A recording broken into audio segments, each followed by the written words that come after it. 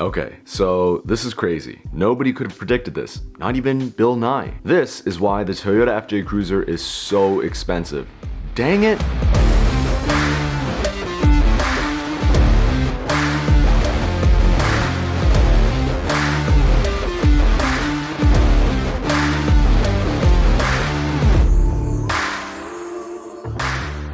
They don't make them anymore. Well, I mean, that's a lie, because if you live in the Philippines, the Middle East, Chile, and South Africa, you can still get your hands on one. But for the rest of us folk, it is so sad because we can't get our hands on a brand spanking new FJ darn it. We must settle for the very few number of these babies that are still out there in the wild. And people selling them know this. So that's why they're trying to make a buck or two, or 69,000. It's a simple case of supply and demand. You see, son, the supply is low and the demand is high. Therefore, it dries up the price and drives everyone else crazy. Like a holographic, shadowless first edition Charizard. Next, they last forever. Don't believe me? I have a comment on one of my videos from a guy that says his FJ has 540,000 miles on it.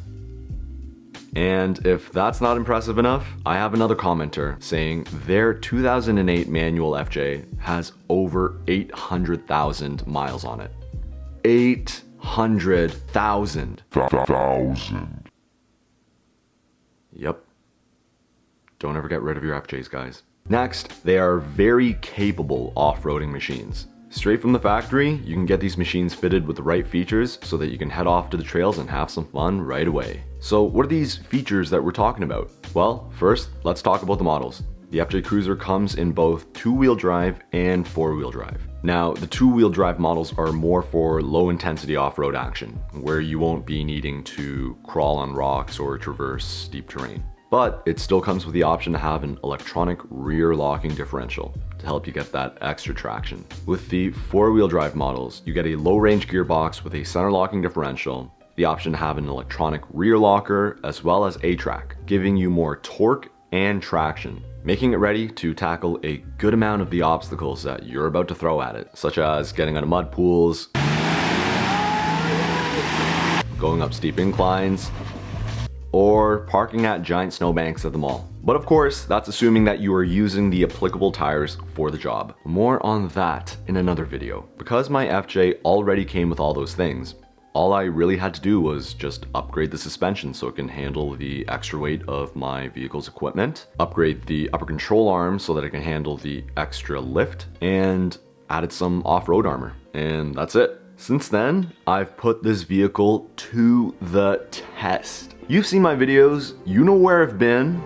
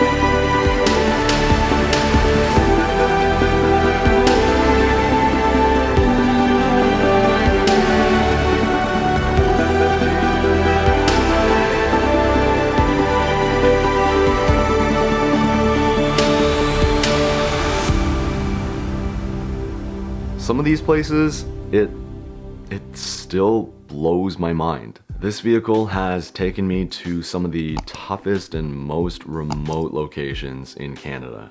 So there you have it. The FJ Cruiser is a very capable off-road machine. Or I'm just a really good driver. Thank you, I like your shirt. Okay, now a quick moment here to thank my Ko-fi supporters. Ko-fi is like Patreon, but unlike Patreon, Ko-fi does not pocket a piece of the transaction. A special shout out to our subscriber to the No Don't tier, Cali Boyd GX, who was actually the first man on the moon. Also, a big shout out to my other Ko-fi members, Alex, Jade, Wade, Adrian, Nathan, and Jessica. You guys are incredible. If you want to support me as well and get special perks, check out the membership page at the description above or in the description below. All right, back to the show. These things stand out like crazy, in a good way. Well, some of you might think otherwise, but to most of us, these things stand out and attract good attention. Like when Tom Brady announced his retirement. Shots fired. Toyota was bold when they went with the design of the new Toyota FJ Cruiser. Its super retro look is nothing like the boring and plain Manila look of the Toyota lineup of that decade. It was meant to turn heads, and boy, did it ever. Its super weird and quirky shape made it look like something that came out of Cyberpunk 2077. And its bold colors like Sun Fusion Yellow, Voodoo Blue, and Black Diamond? Wait, really? Surely they're not talking about this type of black diamond. They meant this black diamond. Woo! Shred it, dude! Whoa, gnarly! It was the bold looks, the bold colors with even bolder names that made people who own the FJs feel super cool and made non-owners have cool envy. Like, I don't even know another car manufacturer nowadays that has yellow as a starter option. None. I bet you the answer is zero. Prove me wrong. Next, they still feel like mechanical machines to drive, not computers. Now, this is a topic that maybe not everyone's going to agree with, but it's one of the reasons why I wouldn't want to trade it in for a modern equivalent. And that's because I feel like cars nowadays are more like computer-assisted devices than they are actual mechanical driving machines. Now, you may say, but dude, the FJ already has so many sensors and electronics that are controlled by the ECU. Yes, but you see, when I drive it, I still feel like I'm paddling my feet to get the car going forward, like Fred Flintstone. I need to feel like the car and I am one. The second part to that is that it just makes parts very expensive to replace. Have you ever had to replace a windshield that was equipped with all of these sensors? Those who know exactly what I'm talking about. We're talking about 1 to 2.5 Gs minimum. Sensors such as rain detection, lane departure assist, emergency braking, adaptive cruise control, and other safety features like holy beans, that's a lot. Instead, why don't we use these innovations in the washroom where I can get wipe assist? Before, windshield replacements didn't cost this much. Like, I'm just ballparking here, maybe about like, $500, $600, $700. It's not like safety cannot be achieved without these driving aids. I think the whole reason we have these things is because we're incapable of driving these days without being distracted. So as a result, all these things are standard in our vehicles. They're here to stay. Ugh, I feel like an old man yelling at a cloud. Next, we have the Toyota name. Toyota is world renowned for durability and reliability. Just like how Ferraris are known to be fast, duct tape is known to be strong, and water is known to be important at raves. I've been spoiled. Knock on wood. But I've yet to experience any severe reliability issues from the Toyota FJ Cruiser. And like I've mentioned earlier, I've taken this thing pretty much everywhere. Now, I will say that I've had to replace some parts that I wasn't expecting to replace, such as some sensors and brake calipers, but I still stand by my opinion that these machines are super reliable and durable. I also remember hearing from somewhere that Toyota's durability testing standards for their auto parts are much stricter than the North American car manufacturers. And I mean, yeah, it makes a lot of sense. 800,000.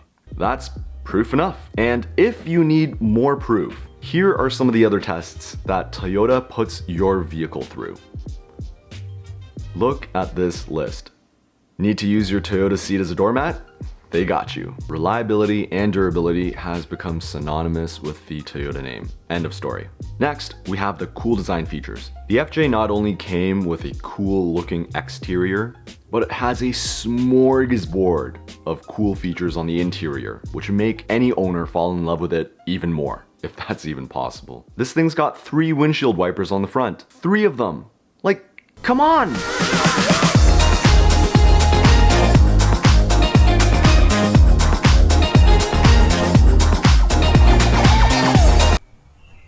The inside also looks very different from your typical car. Remove all those long, stretched out and curved lines and bring in a boxy and modular looking interior. Nothing else feels like it. If you haven't sat in one before, go find a used FJ and sit in one and you'll know what I mean. The windshield, for example, instead of being on a 30-degree angle, is near 90 degrees vertical.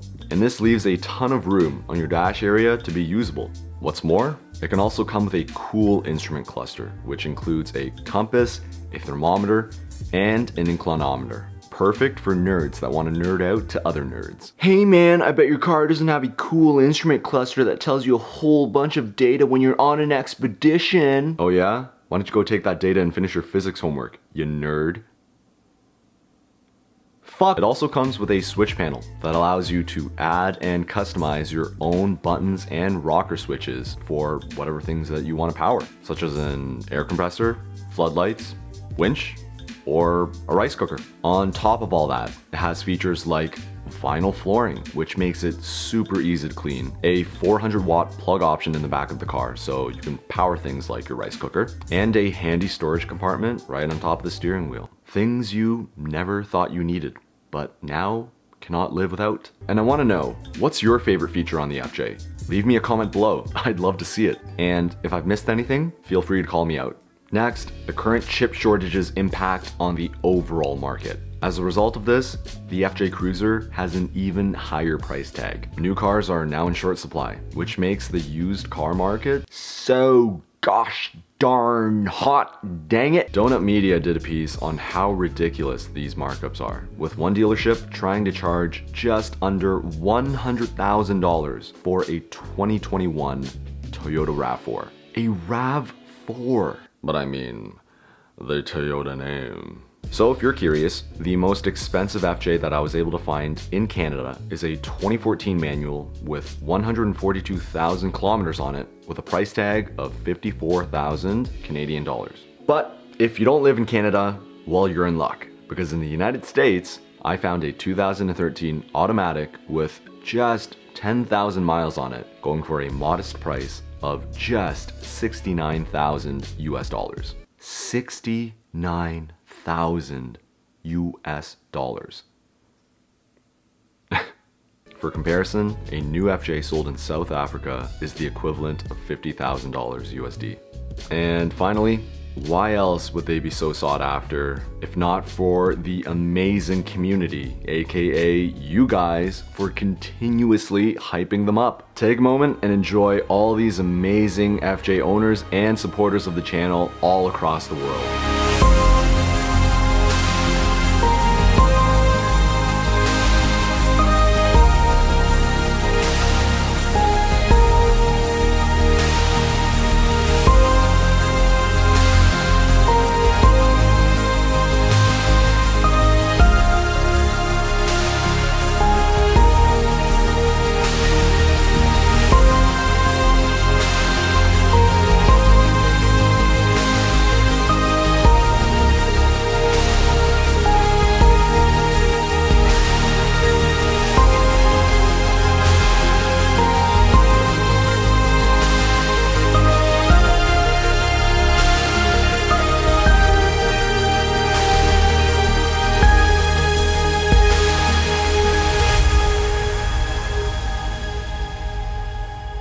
And that's it, guys. If you're one of the lucky ones to have an FJ, make sure you hang on to it forever. If you don't have one yet, well, I hope you can find one for a good price. Anyways, thanks for watching. I hope you enjoyed this video. If you like what I do and you like my other adventures, remember to hit me a like, a subscribe, and leave me a comment below. It is with your support that I can keep this up. Thank you so much. And stay tuned because there's a lot more exciting content on the way. I'll catch you guys in the next one.